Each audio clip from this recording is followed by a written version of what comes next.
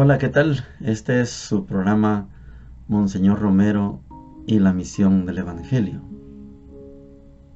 Lunes 4 de septiembre. Quiero pedirles disculpas. Ayer no pude realizar el video del día porque me absorbió más tiempo del que yo esperaba elaborar, editar y subir el video del Evangelio de Juan. Ya está en la página de YouTube, en el canal de YouTube Monseñor Romero y la misión del Evangelio. El día sábado finalizamos el estudio del Evangelio según San Mateo. Por eso hablábamos del discurso escatológico, el último, los capítulos 23, 24 y 25. Discurso escatológico, los últimos tiempos. Y hoy quiero darles la bienvenida. Vamos a empezar a estudiar el Evangelio de Lucas. De aquí hasta noviembre vamos con solo el Evangelio de Lucas de lunes a sábado. Los domingos continuamos con Mateo porque el año 23 es el año del Evangelio de Mateo. Les recomiendo, cuando puedan, vayan y vean también el video del Evangelio de Lucas, porque hay cosas que se dicen en el video que nos van a servir para entender mejor estos pasajes que vamos a leer del Evangelio de Lucas. En la segunda parte vamos a comenzar precisamente Lucas a partir del capítulo 4. Y el segmento de Monseñor Romero, estamos iniciando ya el segundo pensamiento. El sábado terminamos el pensamiento de la dignidad humana, es lo primero que hay que liberar. Hoy, el segmento número 2, el segundo segmento, el segundo pensamiento, se titula Dios quiere salvar a todo el pueblo. No quiere salvar personas, usted, ella, yo, no. Dios quiere salvar a todo el pueblo. El pueblo no se deja, no le interesa salvarse. Pero Dios quiere salvar a todo el pueblo. Monseñor va a introducir una figura muy interesante a partir de los himnos del profeta Isaías, un concepto que se llama personalidad colectiva. Con este concepto, personalidad colectiva, Dios se vale de un profeta. Dios se vale de una persona, en este caso Dios en Lucas se vale de Jesús para hablar a un pueblo, a todos los pueblos, como si le estuviera hablando a una persona. Por eso te he dicho, como si le habla a una persona. Yo te digo. Entonces, esta personalidad colectiva va a identificarse como un pueblo. Monseñor habla de personalidad colectiva basado en el lenguaje de los profetas, pero lo hace Monseñor para sustentar cómo el mensaje de él, de Monseñor, no quiere ser para un grupo selecto, no, el mensaje quiere ser para todo el pueblo del Salvador. Ojalá para todos los pueblos, para toda la gente que le escucha. Extraje un pensamiento de los más humildes, si se quiere decir así, de Monseñor Romero, pero de los más enérgicos. Dice lo siguiente: cuando yo como pastor me dirijo al pueblo de Dios, no pretendo yo ser un maestro de todo El Salvador, sino que soy el pobre servidor de un núcleo que se llama Iglesia, la arquidiócesis. Los que quieren seguir a Cristo y reconocen en el obispo al maestro que en nombre de Cristo les habla. De ellos espero respeto, obediencia. Con ellos me siento tan unido y no me extraña que los que no son iglesia, aunque estén dentro de la iglesia, me critiquen, me murmuren, me deshagan. Esos ya no son pueblo de Dios. Es terrible. Es terrible ser un predicador que nunca buscó la división. Saber que 4 obispos de los 5 que no solo no apoyaban a Monseñor, es que lo odiaban. Hablaban de él, escribían al Vaticano, se reunían con el nuncio. Los obispos no quisieron apoyar a Monseñor Romero, excepto cuando llegó Monseñor Arturo Rivera y Damas a Santiago de María. Él sí apoyó a Monseñor Romero. Es terrible hablar para un pueblo que no quiere salvarse. Es terrible hablarle a unos obispos que no quieren entender que Monseñor tiene un mensaje de Dios. Oigamos a Monseñor.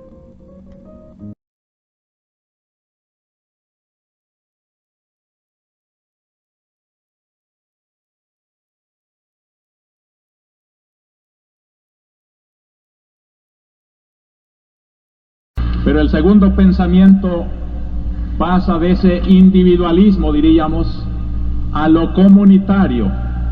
En las lecturas de hoy, esto es bello, ver cómo Dios quiere salvar a los hombres en pueblo.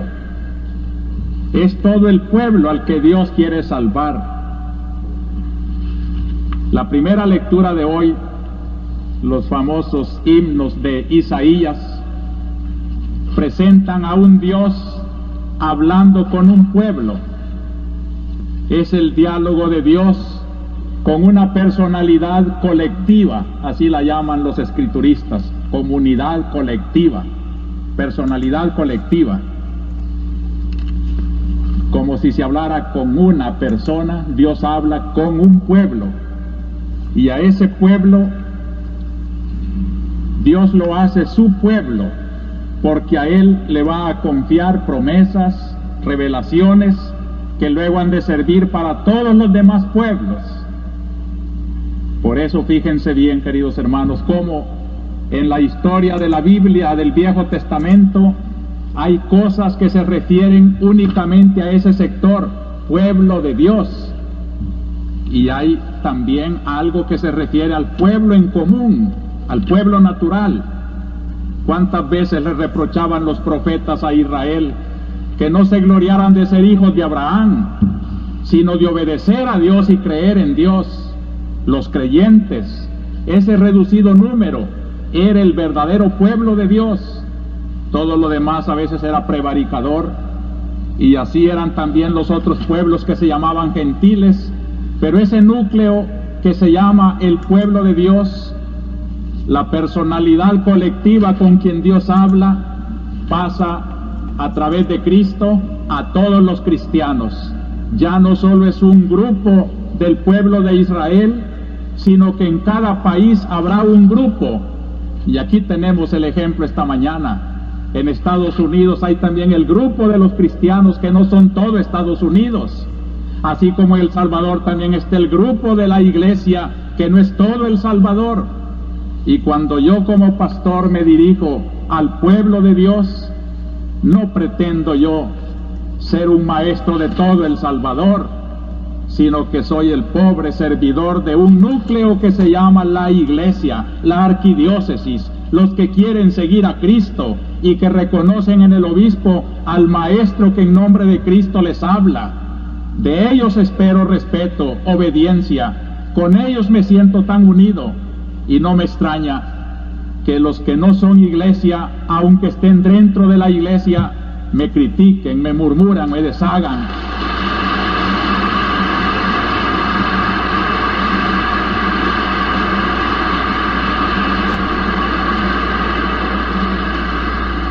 Esos ya no son pueblo de Dios, aún en el Nuevo Testamento, aunque estén bautizados, aunque vengan a misa, sino se unen solidariamente con las enseñanzas exigentes del Evangelio, las aplicaciones concretas de nuestra pastoral. Entonces, hermanos, sepamos distinguir bien para no jugar con ese nombre tan sagrado, el pueblo. Nosotros llamamos al pueblo de Dios como el núcleo de los salvadoreños que creen en Cristo y quieren seguirlo fielmente y se alimentan de su vida, de sus sacramentos, en torno de sus pastores. Hola, llegamos a la sección de la palabra de Dios. Es una maravilla saber que tenemos ya la oportunidad de iniciar con un nuevo evangelio. El día sábado finalizamos el evangelio de Mateo. Hoy vamos a iniciar Lucas, que es el tercer evangelio que vamos a meditar en lo que queda del año litúrgico. El año litúrgico va a terminar a finales del mes de noviembre. Estamos hablando de un tiempo que antecede ya a lo que va a ser el Adviento como preparación para la Navidad. Tenemos varias semanas, por lo menos tenemos lo que queda de septiembre, todo lo que queda de octubre y una buena parte de noviembre para estudiar el Evangelio de Lucas. Yo les recomiendo que estén yendo permanentemente a ver ese video del Evangelio de Lucas, porque así se va a comprender mejor esto que vamos a decir a partir de hoy hasta que llegue la última semana de noviembre. Como primera lectura tenemos todavía el texto de los Tesalonicenses. Es un texto que hemos dicho es un texto ejemplar por la comunidad, por los predicadores, por ambos, porque aquí hay una identificación entre el que predica con la comunidad que escucha. La comunidad rinde un informe al predicador y el predicador devuelve la satisfacción. Nos encanta. Hoy vamos a estudiar un tema delicado para esa comunidad de los tesalonicenses y también para usted y yo, para todo el mundo, un problema delicado. Primera Tesalonicenses capítulo 4 del 13 al 18 dice lo siguiente: Hermanos, no queremos que ignoren la suerte de los difuntos, para que no se aflijan como los hombres sin esperanza. Pues si creemos que Jesús ha muerto y resucitado, del mismo modo, a los que han muerto, Dios, por medio de Jesús, los llevará con él. Esto es lo que les decimos como palabra del Señor. Nosotros, los que vivimos y quedamos para cuando venga el Señor, no aventajaremos a los difuntos, pues Él mismo, el Señor, cuando se dé la orden, a la voz del arcángel y al son de la trompeta divina, descenderá del cielo, y los muertos en Cristo resucitarán en primer lugar. Después nosotros, los que aún vivimos, seremos arrebatados con ellos en la nube al encuentro del Señor en el aire, y así estaremos siempre con el Señor. Consuélense pues mutuamente con estas palabras. Palabra de Dios. Te alabamos, Señor. Es un tema delicado. La suerte de los difuntos. Es un tema que todas las culturas lo manifiestan como una preocupación. Cualquier cultura. Voy a poner el ejemplo de los príncipes, los reyes. Eran sepultados, pero eran preparados embalsamados, y por eso duraban tanto tiempo en descomponerse sus cuerpos, porque ellos entendían que debía estar completa la persona para el momento en que lo arrebataran los dioses. Han pasado cerca de 5.000, 7.000 años y se encuentran las momias que pareciera que fueron sepultados hace unos meses. En la cultura indígena nuestra, centroamericana, mesoamericana, usted sabe que a los indígenas muchas veces los sepultaban en vasijas de barro, y dentro de la vasija que estaba el cuerpo, ahí le ponían fruta, comida, aromas, para que él no la pasara tan mal. Por si se despierta, que coma. Por si empieza a heder, ahí está el aroma.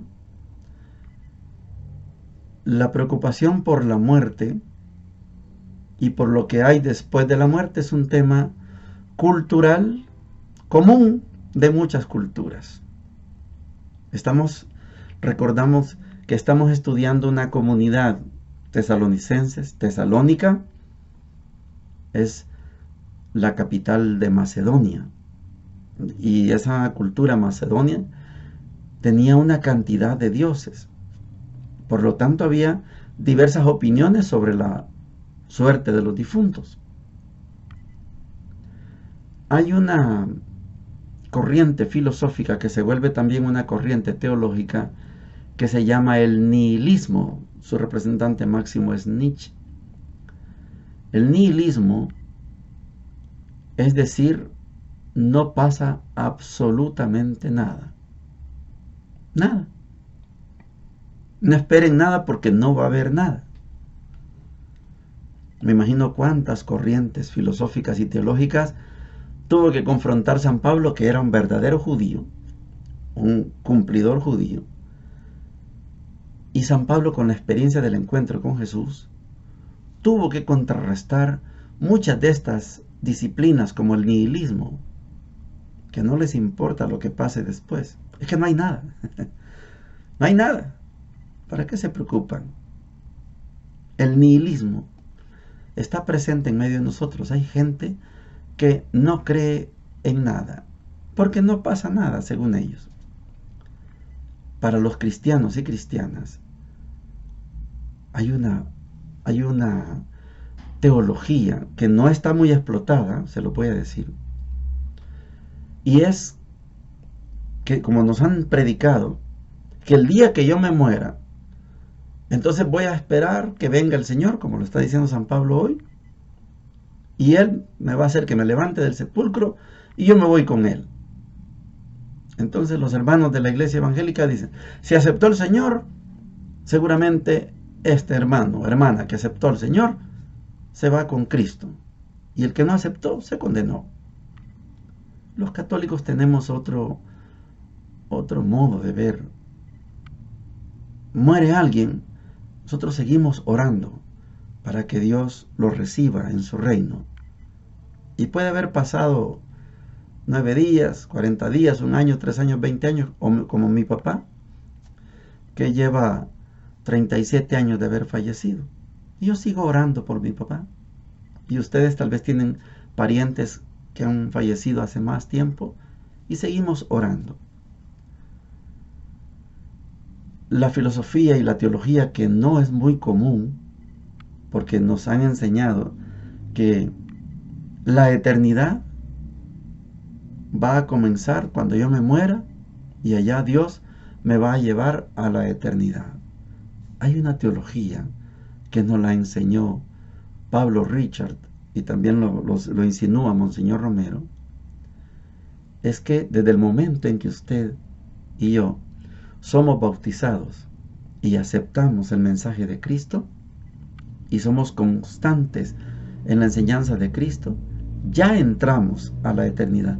Esto no es muy común predicado, no se predica mucho tiempo, no se conoce Hay muchos que siguen hablando de la eternidad como después que nos muramos. San Pablo así lo entendió. Primero se van a ir los que ya fueron sepultados, después vamos a ir nosotros los que estamos en vida. Así lo entendió él. Nosotros, después de 2000 años de San Pablo, lo podemos comprender como estamos viviendo ya la eternidad. Que venga cuando quiera Dios. Él es libre de venir hoy, mañana, pasado, dentro de 20.000 años, dentro de 20 millones de años, cuando quiera. Pero yo ya estoy en la eternidad. Yo ya entré a la eternidad. Venga cuando quiera. El Evangelio de hoy, Lucas 4, 16 al 30, dice lo siguiente.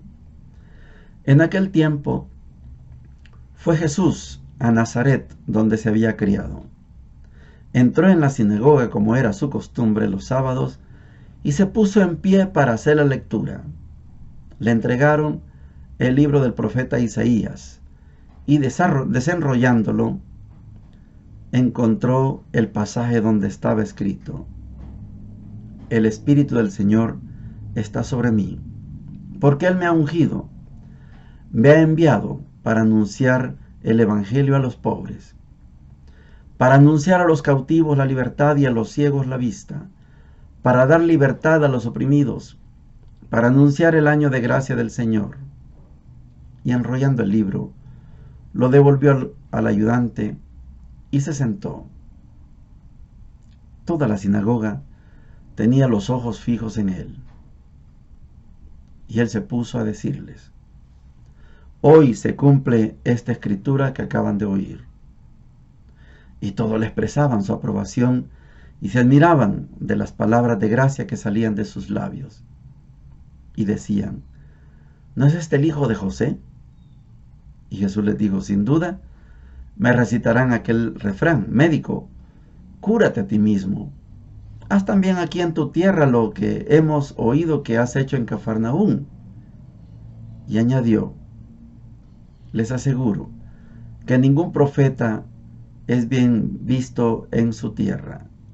Les garantizo que en Israel había muchas viudas en tiempos de Elías, cuando estuvo cerrado el cielo 3 años y 6 meses, y hubo una gran hambre en todo el país. Sin embargo, a ninguna de ellas fue enviado Elías, más que a una viuda de Sarepta, en el territorio de Sidón, y muchos leprosos había en Israel en tiempos del profeta Eliseo. Sin embargo, ninguno de ellos fue curado, más que Naamán el sirio. Al oír esto, todos en la sinagoga se pusieron furiosos y levantándose lo empujaron fuera del pueblo hasta un barranco del monte en donde se alzaba su pueblo, con intención de despeñarlo. Pero Jesús se abrió paso entre ellos y se alejó. Palabra del Señor. Gloria y honor a ti, Señor Jesús.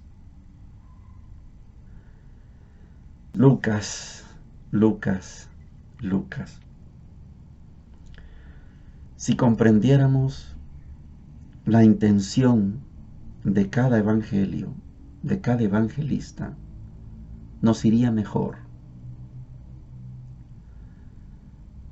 Yo sé que muchos de ustedes han escuchado que Dios nos ama a todos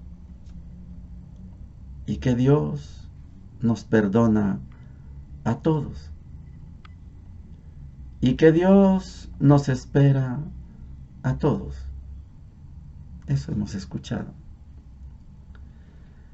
Lucas es un evangelio muy característico de seccionar.